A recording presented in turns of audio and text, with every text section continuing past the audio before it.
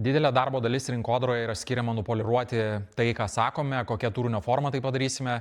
Ir gerokai per mažai laiko yra skiriama pagalvoti apie žmogų, kuriam ta žinutė iš tikrųjų skirta. Kuo jisai gyvena, su kokiom problemom susiduria ir kaip tai, ką pasakysime, nuskambės žiūrint iš jo perspektyvos. Tai pabandykime tai sutvarkyti.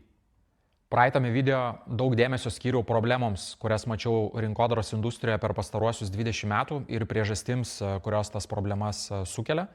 Jeigu praleidot, tai nuoroda į video yra aprašyme, bet praeitą kartą beveik nekalbėjau apie tai, kaip tas problemas išspręsti. Tai pasižiūrėkime, kaip būtų galima išspręsti tas problemas, su kuriamis rinkodaros industrija susiduria kiekvieną dieną.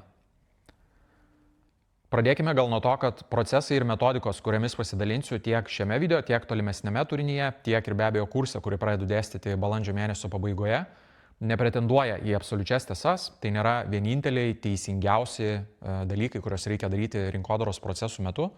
Tiesiog šie procesai man asmeniškai yra pasiteisinę labiausiai, tiek per 20 metų darbo šioje industrijoje dirbant su klientais, tiek per 10 pastarųjų metų dėstymo darbe su studentais, kai strategijos rinkodaros buvo kūriamos jų prekės ženklams, jų rankomis, man tiesiog padedant ir nukreipiant tinkamą linkmę.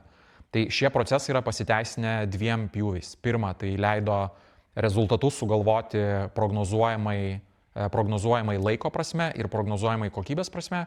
Ir lygiai taip pat leido suderinti sugalvotus rezultatus objektyviai, vertinant aiškiais kriterijais ir eliminuojant asmeninės nuomonės ir subjektyvumą iš suderinimo procesų, kas yra viena iš esminių problemų, vieni iš esminių spąstų rinkodaros industrijai. Visi sunkumai rinkodaroje kyla dėl 3 pagrindinių problemų. Tai aš visą tai priežastis suskaidyčiau į tokias 3 dalis. Tai pirma, toks intimus ir tikrai empatiškas savo tikslinės auditorijos pažinimas. Tai šitiems procesams skiriu visą webinarą, nemokamą paskaitą, kuri vyks balandžio 20 dieną. Nuoroda registracijai yra šio video aprašyme. Ten detaliai papasakosiu apie procesus, parodysiu, kaip tai veikia ir pasidalinsiu įrankiais, kurie leis tos procesus pritaikyti dar efektyviau. Antroji grupė yra susijusi su sugalvojimu, ką tiksliai reikia kalbėti savo prekės ženklo vardu. Tai apie tai pakalbėsime šiandien. Šis video skirtas yra spręsti šią problemą. Na ir trečioji problema, kurią reikia spręsti, tai susijusi su kūrybiškumu. Tai kaip tai, ką norime pasakyti išsiskiriančių, kūrybiškų, kitoniškų būdų, kuris atkreipia dėmesį, prikausto dėmesį ir tuo pačiu leidžia neprarasti informacinio aiškumo.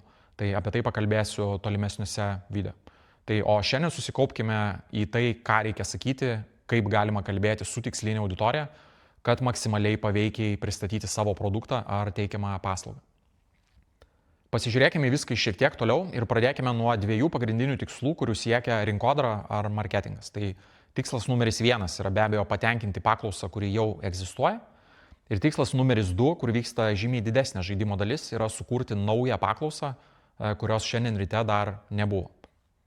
Absoliučiai didžioji dalis pastangų, kurias esu matęs per 20 metų darbo šioje industrijoje, klientų pusėje, yra stengiantis patenkinti jau egzistuojančią paklausą. Tai yra darbas su tais žmonėm, kurie šiandien ryte atsibudo turėdami aiškiai išreikštą poreikį įsigyti konkrečios kategorijos produktą.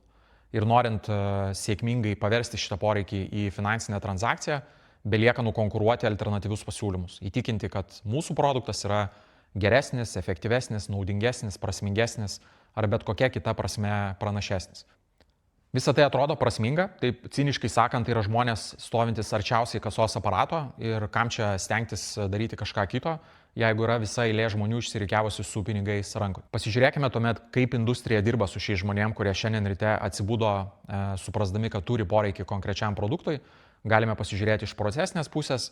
Nebejoju, kad esate matę sprendimo pirkti prieimimo procesus, kurie jau pirmam žingsnį prasideda nuo to, kad žmogus supranta turintis poreikį konkrečiai prekiai. Na ir toliau juda visa nuspėjama grandinė. Ten informacijos apie alternatyvius produktus surinkimas, tos informacijos palyginimas, ieškant savo tinkamo produkto įsigijimas ir galų gale po pirkiminė, taip vadinama, patirtis, kuri yra įvertinama atsiliepimo formatu.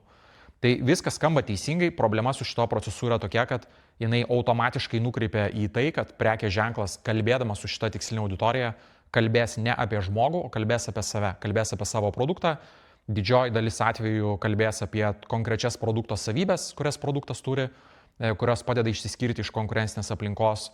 Nedidelė dalim atvejų galbūt kalbės apie naudas, kurias tas produktas sukuria. Iš marketinginės pusės žiūrint, iš prekės ženklo pusės žiūrint, daug kalbėjimo apie save, labai mažai dėmesio tiksliniai auditorijai. Aš su šito požiūriu turiu vieną nedidelę problemą. Esamos paklausos patenkinimas, nors jam yra skiriama absoliučiai didžioji dalis dėmesio kiekvieną dieną kasdienės rinkodaros marketingo pastangose, apibūdina tik labai nedidelę dalį viso žaidimo, kuris vyksta iš tikrųjų. Ir norėdami pamatyti, kas iš tikrųjų vyksta, turime dar kartą atsitraukti ir pradėti žiūrėti į produktą ar paslaugą kaip į priemonę išspręsti konkrečią problemą. Tai, man atrodo, pats sveikiausias požiūris, kurį rinkodaroje dirbantys žmonės galėtų taikyti požiūriui į aplinką, yra supratimas, kad produktas yra reikalingas ir aktualus tik tai tiek, kiek jisai padeda pagerinti vartotojo gyvenimą į teigiamą pusę. Tai gali būti problemos sprendimas, tai gali būti poreikio patenkinimas, pagalba pasiekiant tikslą, pagalba realizuojant svajonę. Bet koks progresas, kurį tikslinės auditorijos atstovas patirs dėka produkto, ar ne? Produktas taps priemonė pagerinti žmogaus gyvenimą. Tai, kas vyksta plačiaja prasme, tai, ką turiu omeny, man atrodo, puikiai ir vaizdžiai apibūdinti padeda sekanti metafora. Tai įsivaizduokim upę, žmogus stovintis ant krantų ir žiūrintis į kitą upės pusę, turi konkrečią problemą, kurią nori išspręsti. Galbūt tai yra tikslas, kurį nori pasiekti, svajonė, kurią nori įgyvendinti, kažkoks poreikis, kurį nori patenkinti.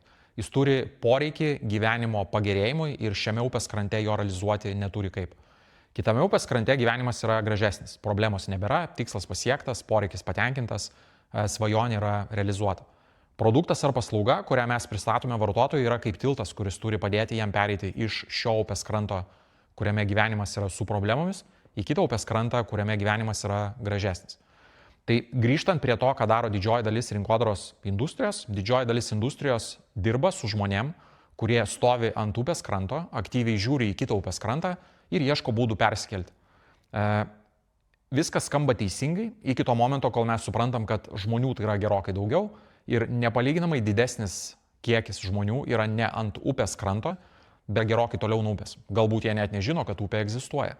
Didelė dalis žmonių esančių toliau nuo kranto, net nežinančių, kad upė apskritai egzistuoja, jau patiria vienokią ar kitokią trintį. Kasdieną susiduria su nepatogumais, kažkas juos kasdienėje veikloje erzina. Bet jie nesupranta to kaip konkrečios problemos, kurią galėtų išspręsti. Vienas žingsnį į priekį yra žmonės, kurie jau suprato, kad tie nepatogumai, kuriuos jie patiria kasdieną, yra problema ir kad tą problemą galima spręsti. Jie juda žiūrėti konkrečių sprendimo priemonių. Tai jeigu mes grįžtame prie šitos upės metaforos, tai per upę galima keltis einant tiltu, įrantis valtimi, plaukiant patiems ir gal sugalvojant ten dar kažkokius kitus sprendimo būdus. Kai žmogus supranta, kuris sprendimas jam atrodo tinkamiausias, tik tuomet jisai pajuda konkrečių produktų link, kurių reikės tam sprendimui įgyvendinti. Tai tik trečiame žingsnėje įsijungia didžioji dalis rinkodaros variklio, kuris veikia kiekvieną dieną. Pirmas ir antras žingsnis, pirmame ir antrame sąmoningumo lygiuose esantys žmonės, iš esmės industrijos yra ignoruojami. Pasižiūrėkime tada, kas gaunasi, kaip žinutės skirtos žmonėms, kurie stovi prie upės kranto ir nori persikelti į kitą pusę, kaip skamba žmonėms, kurie dar net nesupranta, kad turi problemą, arba kurie jau supranta, kad turi problemą, bet dar tik tai renkasi konkretų sprendimo būdą. Tai mano mėgstamas pastaruoju metu pavyzdys yra sporto klubai. Įsivaizduokite, kad jūs kaip vartotojas norite pradėti sportuoti. Jau esate bandę tai daryti keletą kartų, galbūt tai bandėte namuose, galbūt bandėte bėgioti lauke, galbūt bandėte svorius ar kitus dalykus. Bet kas kartą susidurėte su tuo, kad motivacija yra laikina, savaitė dvi, motivacija pasibaigia, per tiek laiko disciplinos neatsirado ir naujų turėjęs tapti įprotis, taip ir nesusiformuoja. Galbūt ten per keletą mėnesių pabandėte vieną, antrą, trečią kartą, nusivylėte, gal net pradėjote kvestionuoti savo galimybės, ar čia šis sportas jums, kaip čia kiti sportuoja, galbūt pradėjote neigti visą sporto žanrą. Įsivaizduokit, kad jūs tokiam kontekste ateinate į sporto klubą ir sakote, kad noriu pradėti sportuoti, man reikia pagalbos, sukuriant tokią kasdienę rutiną, kuri niekur nedingtų, kai pasibaigia motivacija. Sporto klubo atsakymas jums yra 120 treniruoklių. Jūs tai primerkėt akį, pakeliat antakį, sakot, bet man reikia pagalbos su pastovumu. Nemokami rankšluosčiai VIP klubui. Dirbam nuo 6 ryto iki ten vidurnakčio. 2 lokacijos Vilniuje, patogus parkingas.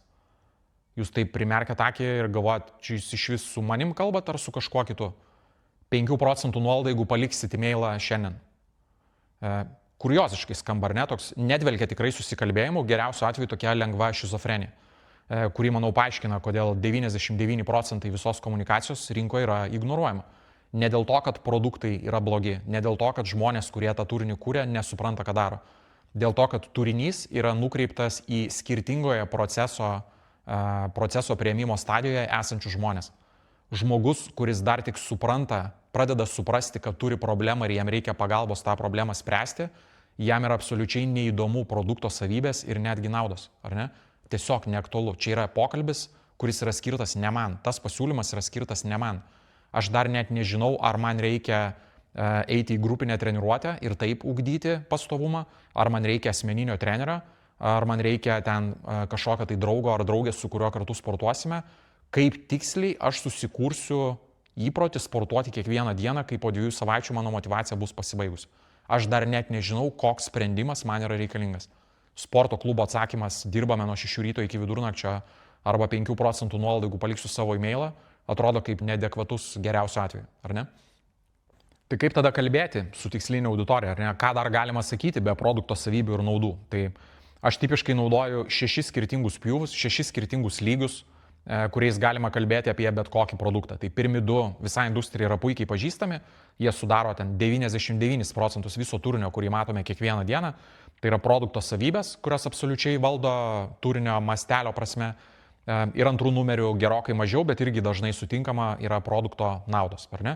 Savybės atsako į klausimą, ką produktas turi, kas tai yra, kuo jis skiriasi iš kitų produktų alternatyvių, objektyviai vertinant, kuo jis skiriasi, kokiamis savybėmis pasižymi. Naudos be abejo labiau atsisuka jau tikslinė auditorija ir kalba apie tai, kas iš to tikslinės auditorijos gavėjų, kas iš to, kad produktas turi vieną ar kitą savybę. Bet tai yra tik 2 pjūviai iš 6. Trečiame lygyje mes taip pat galėtumėme vardinti konkrečias problemas, kurias padedame spręsti. 4 lygyje mes galėtumėm kalbėti apie priešą, su kuriuo kovoja prekės ženklas. 5 lygyje mes galėtumėme kalbėti apie tai, kaip gyvenimas pagerėja, tikslinės auditorijos pusėje, kaip gyvenimas pagerėja. Na ir 6 lygyje yra taip vadinama auditorijos arba identiteto transformacija, kuris atsako į klausimą, tai kuo žmogus, naudodamas produktą, gali tapti, iš kokio į ką. Šitas procesas yra visai smagus tiek workshopo formate, tiek ir individualiam darbe.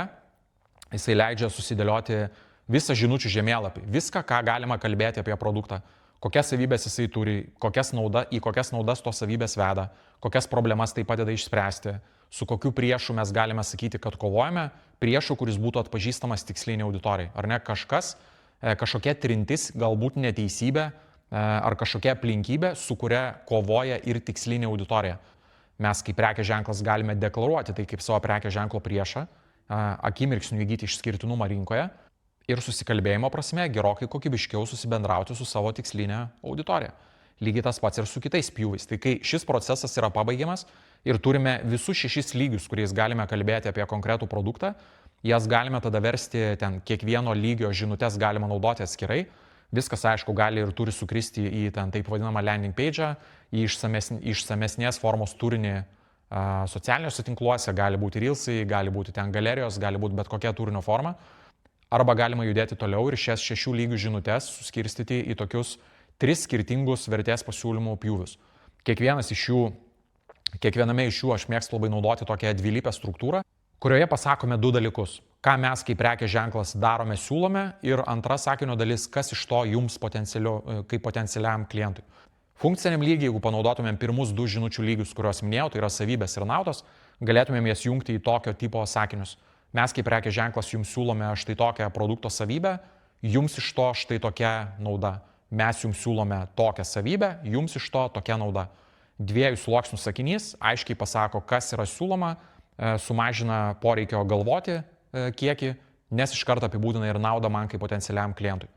Antras lygis panaudotų sekančius 2 pasirinkimus, tiksliau 3 ir 5 iš mano minėtų 6 lygių.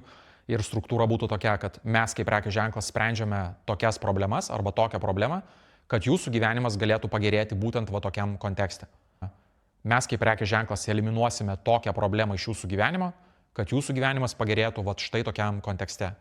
Ir trečias lygis yra identiteto, kuriame jungiame 4 ir 6 žinučių lygius.